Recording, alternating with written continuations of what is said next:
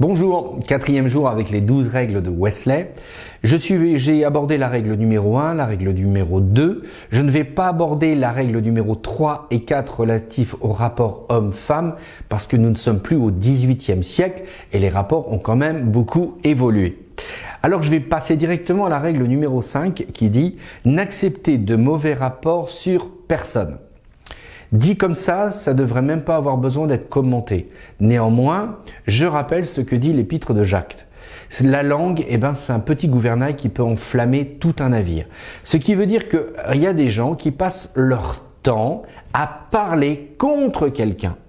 Et nous, on n'a pas à écouter ces gens-là parce que ça ne sert à rien, ça n'édifie pas. Et quelque part, Wesley, au XVIIIe siècle, s'il aborde ce sujet-là, c'est qu'on a l'impression que dans toute l'histoire humaine, ça se retrouve en permanence. D'ailleurs, j'aime cette histoire, je ne sais pas si vous vous souvenez, du philosophe Socrate. Socrate a un ami qui vient le voir pour parler à propos de Diogène. Et Socrate, avant d'écouter son ami dire des choses contre Diogène, lui dit « Je vais te proposer 3 filtres. Si ça passe les 3 filtres, je t'écoute, sinon tais-toi. » L'ami lui dit « Je suis prêt. Premier filtre, dit Socrate, ce que tu veux me dire à propos de Diogène, est-ce que tu es certain que c'est la vérité? Est-ce que toi-même tu as été témoin de ce que tu vas me dire ?» Et l'ami dit non.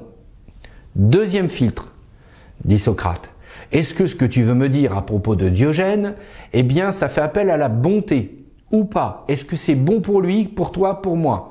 L'ami lui dit non. Alors il dit premier filtre, tu n'es pas sûr que c'est vrai.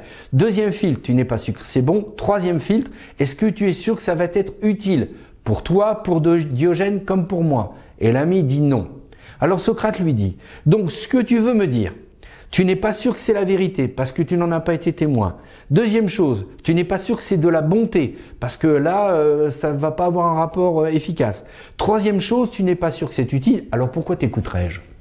Il en est de même pour nos vies. C'est exactement la même chose. À chaque fois que quelqu'un veut nous parler d'une personne, d'un mauvais rapport, voilà, dites-vous bien, est-ce que c'est vrai? Est-ce que c'est bon? Est-ce que c'est utile? Et si vous ne pouvez pas répondre à ces 3 questions, alors n'écoutez pas.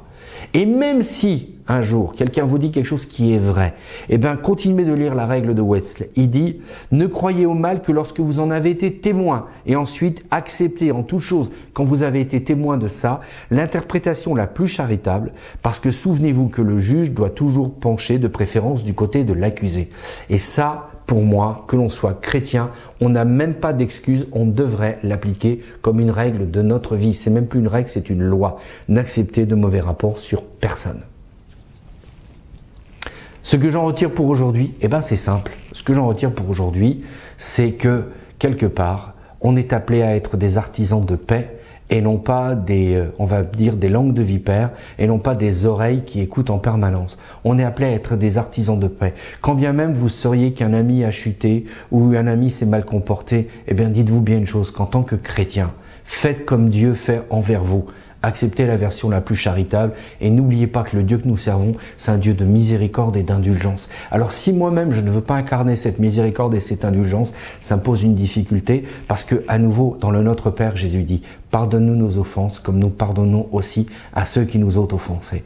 Donc oui, soyons des chrétiens de quotidien qui sont animés de l'espérance, de la miséricorde et de l'indulgence que nous-mêmes recevons de Dieu.